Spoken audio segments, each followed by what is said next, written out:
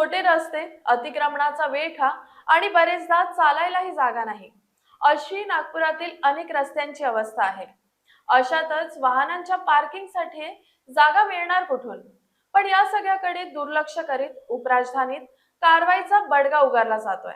त्यामुळे लोक प्रश्न विचारू लागले आहेत, जाए तो जाए कहा? बघूया न्यूज भारतची मेगा स्टोरी।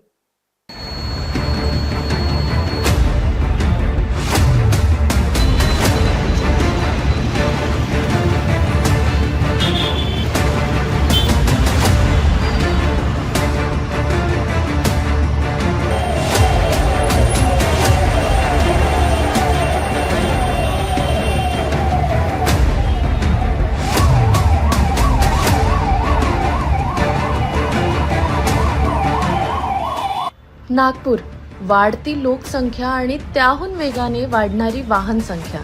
आज शहरात 31 लाखांहून अधिक वाहने आहेत आणि दरवर्षी त्यात मोठी भर पडते। तुम्ही गाडी पार्क करता आणि काही वेळातच ती गायब।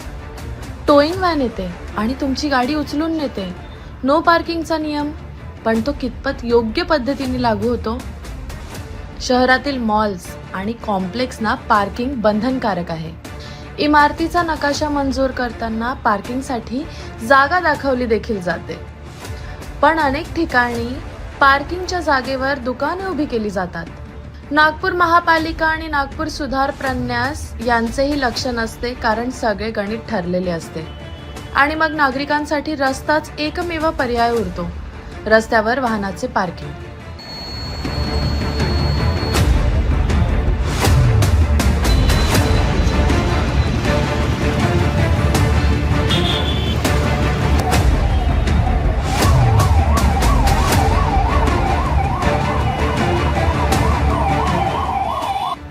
रस्ताही पाहिजे तसा मोकळा नसतो।